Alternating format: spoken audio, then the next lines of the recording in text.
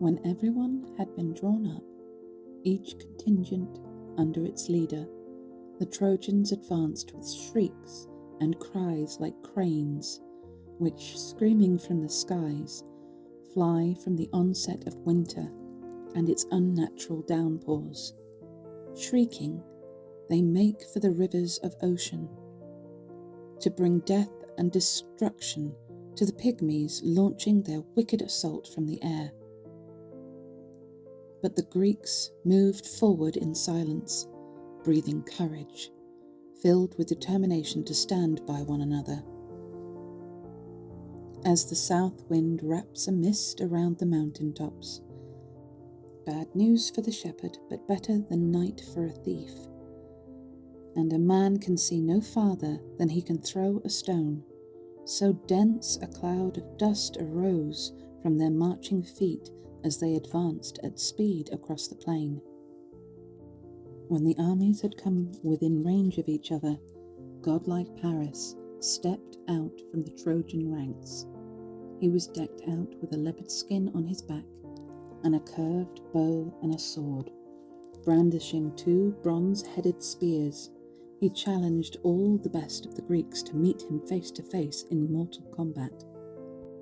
When warlike Menelaus saw Paris striding towards him in front of the enemy ranks, he was as delighted as a lion that comes across a great carcass and finds it is an antlered stag or wild goat. He is starving and greedily devours it in spite of all the efforts of the quick dogs and strong young hunters to drive him off. So delighted was Menelaus when his eyes fell on godlike Paris, for he thought his chance had come of paying back the man who had wronged him. Fully armed, he immediately leapt from his chariot to the ground. When godlike Paris saw Menelaus emerging through the front ranks, his heart failed him completely, and he retreated into his own contingent of warriors to avoid death.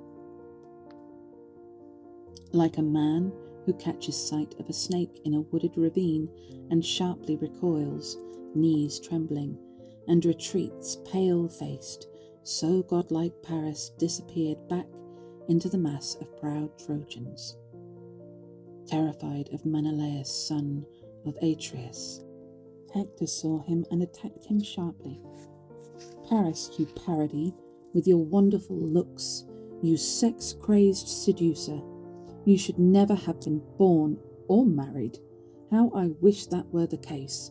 Far better than to be the disgrace you are now, trusted by nobody. How the long-haired Greeks must cackle when they see us make a champion of a man because of his good looks, not his strength or purpose or courage. Can you be the same man who picked a crew, crossed the waves in your seafaring ships, mixed with foreigners and carried off a beautiful woman from a distant land, and from a warrior family too? Helen, to be a scourge to your father, to the town, and to the whole people, to cause our enemies to rejoice, and you to hang your head in shame? And won't you now stand up to warlike Menelaus? Then you would soon find out the kind of man he is whose luscious wife you stole. Your lyre would not help you at all, nor Aphrodite's gifts, your lovely locks and pretty face, when you mixed with the dust. But the Trojans are too soft. Otherwise you would have been stoned to death long ago for the trouble you have caused. Godlike Paris replied, Hector, your taunts are justified, nothing more than I deserve. Your heart is tireless, like an axe in the hands of a carpenter hewing through the wood. The carpenter's skill shapes a ship's timbers, but the axe gives him the strength he needs. So with you, your strength of purpose remains indomitable. But don't hold against me the irresistible gifts I have from golden Aphrodite, the glorious gifts which the gods themselves chose to lavish on a man are not to be despised. No man ever acquires them by his own efforts. But now, if you want me to do battle and fight, make the rest of the Trojans and all the Greeks sit down, and let me and warlike Menelaus meet in the middle to fight it out over Helen and all the property I brought back with her. The one who wins and proves himself the better man can take all the property and the woman home, while you others can then swear solemn oaths of friendship with the enemy and remain in fertile Troy, while the Greeks return to horse-grazing Thessaly and Achaea with its lovely women. So he spoke, and Hector was delighted at his proposal. He stepped out into no man's land and, grasping his spear by the middle, pushed the Trojan ranks back. They all sat down, but the long-haired Greeks began to shoot at him, making Hector the target for their arrows and stones. Then Agamemnon, lord of men, gave a great shout. "Greeks, enough! Men, stop shooting! Hector of the flashing helmet looks as if he has something to say." So he spoke, and the troops abandoned their attack and immediately fell silent. Hector then spoke to both sides. "Trojans and Greek men-at-arms, hear from me what Paris, who began this trouble between us, now proposes. He suggests the rest of the Trojans and all the Greeks ground their arms while he and warlike Menelaus meet in the middle and fight it out over Helen and all the property Paris brought back with him. The one who wins and proves himself the better man can take all the property and the woman home, while we others can swear solemn oaths of friendship." So he spoke and was received in complete silence by them all. Then Menelaus, master of the battle cry, spoke to them. "Listen now to me too. I am the chief sufferer here, but I intend the Greeks and Trojans to part in peace this day, having had quite enough to endure as a result of this dispute between me and Paris, who began it all. May the man who is marked out by death and destiny meet his end, and then the rest of you will soon be reconciled. You, Trojans, bring 2 sheep, a white ram, and a black ewe, for the earth and the sun, and we will bring another ram for Zeus. Let the mighty Priam be fetched so that he can take the oath himself, since he has arrogant and unscrupulous sons, and we do not want to see an oath in the name of Zeus wrecked by treachery. Young men are never dependable, but when an old man takes a hand in such affairs, he considers the future as well as the past, and the result is best for both parties." So he spoke, and the Greeks and Trojans were delighted at the prospect of a reprieve from the painful business of fighting. They drew up their chariots in ranks, got down, and removed their equipment, which they laid on the ground at close intervals. There was little open space left around. Hector dispatched 2 heralds at full speed to the town to fetch the sheep and summon Priam. Lord Agamemnon sent Talthybius off to the hollow ships and told him to bring back a lamb. Talthybius complied with godlike Agamemnon. Meanwhile, Iris, the messenger goddess, brought the news to white-armed Helen, disguising herself as Helen's sister-in-law, Laodice, the most beautiful of Priam's daughters, who was married to Lord Helicon, Antinous' son. She found Helen in the hall at work on a great web of purple cloth for folding double, into which she was weaving some of the many trials that the Trojans and Greeks had suffered for her sake at the hands of war god Ares. Swift-footed Iris went up to her and said, "My dear sister, come and see how strangely the Trojan and Greek warriors are behaving. A little while ago they were making war with all its tiers against each other in the plain, and looked as though they meant to fight to the death. But now the battle is off, and they are sitting there in silence, leaning on their shields, with their long spears stuck in the ground beside them, while Paris and warlike Menelaus are to fight a duel with their great spears over you. The winner is to claim you as his wife."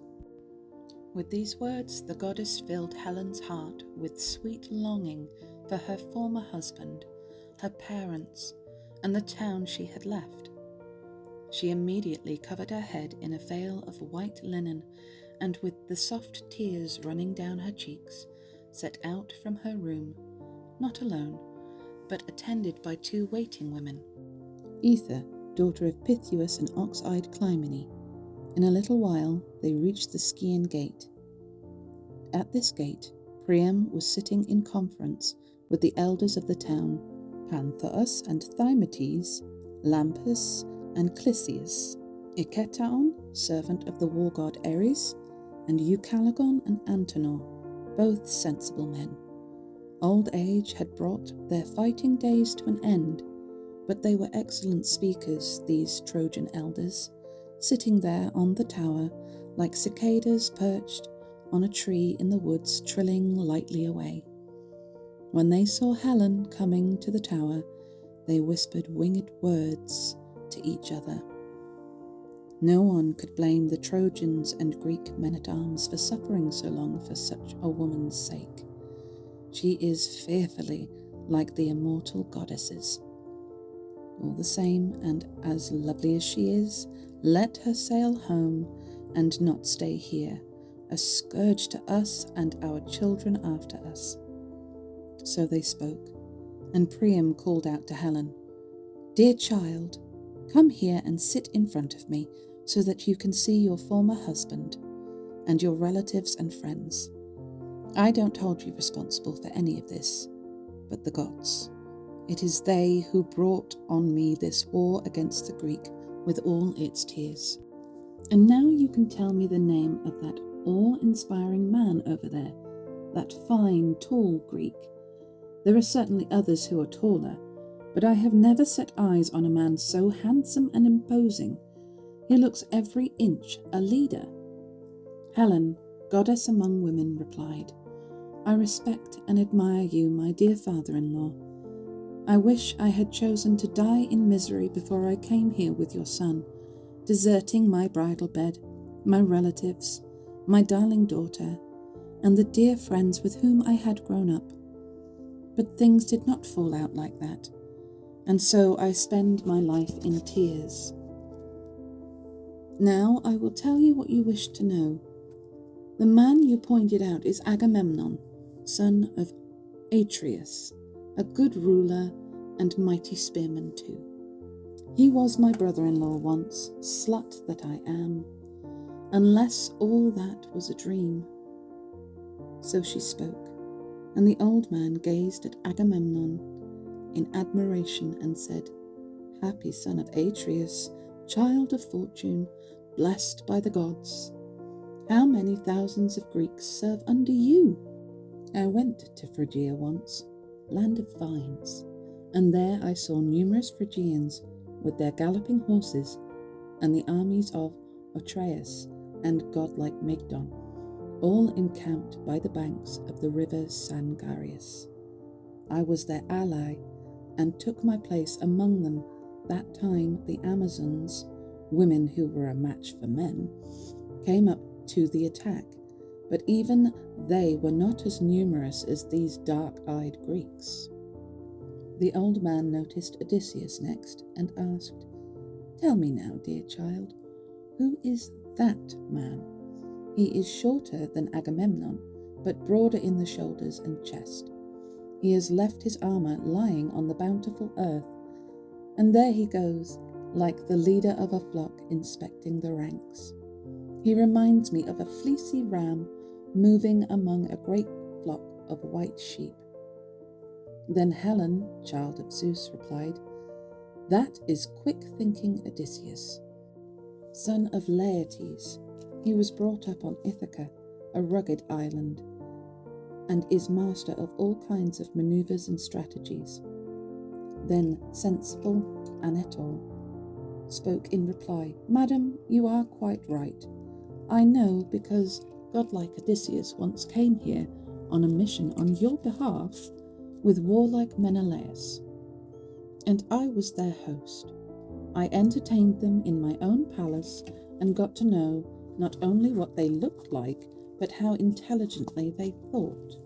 In assembly with the Trojans, when all were standing, Menelaus with his broad shoulders was taller, but Odysseus was the more imposing of the two when they were both seated. When their turn came to express their views in public, Menelaus spoke fluently, not at great length, but very clearly, being a man of few words who kept to the point, though he was the younger of the two. By contrast, whenever quick-thinking Odysseus sprang up to speak, he stood there and looked up from under eyes firmly fixed on the ground. He did not swing the speaker's staff either backwards or forwards, but held it stiffly, as though he had never handled one before. You would have taken him for some surly or simply stupid fellow, but when he liberated that great voice from his chest and poured out words like the snows of winter, there was no man alive who could compete with him. When we looked at him then, we were no longer surprised at the thought of his appearance. Ajax was the third man Priam noticed and asked, "Who is that other fine, tall Greek, head and shoulders above the rest?" Helen of the long robes, goddess among women, replied, "That is awe-inspiring Ajax, a tower of strength to the Greeks. And there next to him is Idomeneus, standing among the Cretans like a god, with his Cretan captains gathered round him. Warlike Menelaus often used to entertain him in our house when he paid us a visit from Crete. Now I have picked out all the dark-eyed Greeks I can recognize and name, except two commanders I cannot find, horse-taming Castor and the great boxer Pollux, my brothers, born by the same mother as myself. Either they did not join the army from lovely Lacedaemon, or they did arrive in their seafaring ships but are unwilling to take part in the fighting on account of the disgrace attached to my name and the many insults they might hear." So she spoke, but the life-giving earth already held them fast over there in Lacedaemon, in the dear land of their fathers. Heralds, meanwhile, were bringing through the town the oath offerings for the gods, 2 sheep and a goatskin full of gladdening wine, the fruit of the soil. The herald Idaeus, who carried a gleaming mixing bowl and golden cups, came up to Priam and roused him to action. "Up, son of Laomedon, the commanders of the Trojans and Greek forces are calling for you to come down to the plain and swear a solemn oath. Paris and warlike Menelaus are going to fight it out with their spears for the woman. The winner will take the woman, property and all.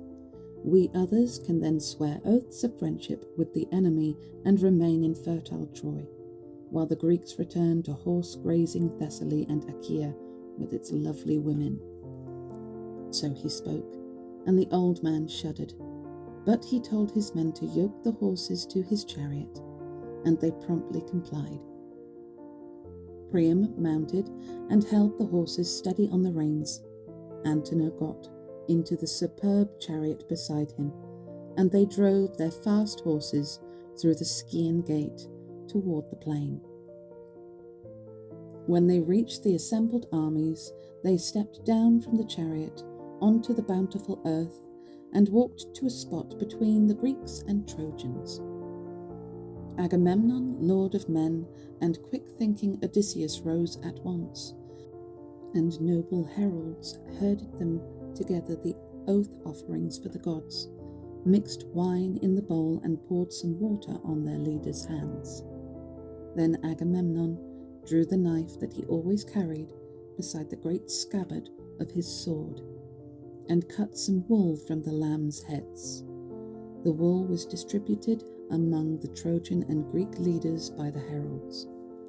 Agamemnon then raised his hands and prayed aloud. Father Zeus, you that rule from Mount Ida, greatest and most glorious, and you the sun who see and hear everything, you rivers and you earth, and you powers of the world below that make the dead pay if they have sworn a false oath. I call on you to witness our solemn oaths and see that they are kept. If Paris kills Menelaus, he is to keep Helen and all her property, and we shall sail away in our seafaring ships. But if auburn-haired Menelaus kills Paris, the Trojans must surrender Helen and all her property, and make the Greeks compensation on a scale that future generations shall remember. And if, in the event of Paris's death, Priam and his sons refuse to meet this demand, I shall stay here and fight for satisfaction until the war is finished. He spoke, slit the lambs' throats with the relentless bronze, and dropped them gasping on the ground, where life ebbed from them. The knife had removed their spirit. Then they drew wine from the mixing bowl into cups, and as they poured it onto the ground, they prayed to the immortal gods. Greeks and Trojans said as one man, Zeus, greatest and most glorious, and you other immortal gods, may the brains of whichever party breaks this treaty be poured out onto the ground as that wine is poured, and not only theirs but their children's too, and other men possess their wives. So they spoke, but Zeus, son of Cronus, did not yet grant their prayers. Now Priam, son of Dardanus, addressed them. Hear me, Trojans and Greek men-at-arms. I am now going back to wind-swept Ilium, since I cannot bear to look on while my own dear son fights warlike Menelaus. Zeus and the other immortal gods must know already which of the two is going to his doom. God-like Priam spoke, put the lambs into the chariot, mounted himself, and held the horses steady on the reins. Antenor got into the superb chariot beside him, and the two drove off on their way back to Ilium. Hector, son of Priam, and godlike Odysseus proceeded to measure out the ground, and then to place lots in a bronze helmet and shake them to see which of the two should throw his bronze spear first. The watching armies prayed with their hands raised to the gods.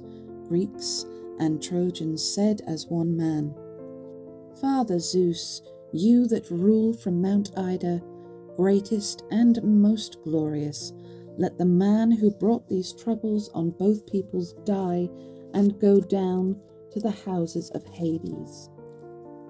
And let firm oaths of friendship be made. So they spoke, and now great Hector of the flashing helmet shook the helmet, averting his eyes. Paris's lot immediately leapt out. The troops then sat down in rows, each man by his high-stepping horses where his ornate armour lay. Then godlike Paris, husband of lovely-haired Helen, put on his magnificent armour. First he placed fine leg guards on his shins, fitted with silver ankle clips. Then he put on body armour. It belonged to his brother Lycaon, and fitted him too. Over his shoulder he slung a bronze silver-riveted sword, and then a great heavy shield. On his mighty head he placed a well-made helmet with a horsehair crest, the plume nodding frighteningly from the top.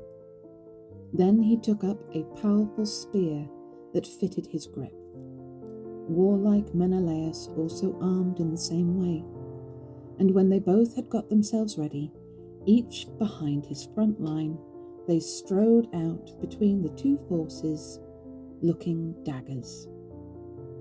The Trojans and Greeks watched spellbound. The two men took up their positions not far from each other, within the measured piece of ground, and brandished their weapons in mutual fury. First, Paris hurled his long-shadowed spear, and it hit Menelaus's round shield, but it did not break through, and the tip was bent back by the stout shield. Then Menelaus attacked with his spear, with a prayer to Father Zeus. "Grant me revenge, Lord Zeus, on godlike Paris, the man who wronged me in the beginning. Use my hand to bring him down, so that our children's children will still shudder at the thought of wronging a host who has offered them friendship." He spoke, balanced his long-shadowed spear, and hurled it. It hit Paris's round shield. The heavy weapon pierced the glittering shield, forced its way through the ornate body armour, and ripped right on through the side of Paris's tunic. But Paris had swerved, and so avoided dark death. Menelaus then drew his silver-riveted sword, swung it back, and brought it down full on the ridge of his enemy's helmet. But the sword shattered on the helmet and fell in pieces from his hands. Menelaus gave a groan and looked up to the broad sky. "Father Zeus, there is no god more spiteful than you. I thought I had paid Paris back for his wickedness, and now my sword breaks in my hands when I have already thrown my spear for nothing and never touched the man." He spoke, and hurling himself at Paris, seized him by the horsehair crest, and turning him around began to drag him back into the Greek lines. Paris was choked by the pressure on his tender throat of the embroidered helmet strap, which he had tied tightly under his chin, and Menelaus would have hauled him off and won unutterable glory, but for the quickness of Aphrodite, daughter of Zeus, who saw what was happening, and broke the strap made of leather from a slaughtered ox, so the helmet came away empty in Menelaus's clenched fist. The warrior swung it round and tossed it into the Greek lines, where it was picked up by his loyal troops, and launched himself at Paris again in the hope of killing him with his bronze spear. But Aphrodite hid Paris in a dense mist and whisked him away, an easy feat for an immortal, and put him down in his own perfumed, fragrant bedroom. Then she went herself to summon Helen. Aphrodite found Helen on the high tower, surrounded by Trojan women. The goddess put out her hand, tugged at her sweet-smelling robe, and spoke to her in the disguise of an old woman she was very fond of, a wool worker who used to comb the wool for Helen when she lived in Lacedaemon. Mimicking this woman, celestial Aphrodite spoke to her. "Come here. Paris wants you to go home to him. There he is in his bedroom, on the inlaid bed, dazzling in looks and dress. You would never believe he had just come in from a duel. You would think that he was going to a dance or had just stepped off the floor and sat down to rest." So she spoke, and her words went straight to Helen's heart. But when she noticed the superb neck, desirable breasts, and sparkling eyes of the goddess, she was shocked and spoke to her. "Mysterious goddess, why are you trying to lead me on like this?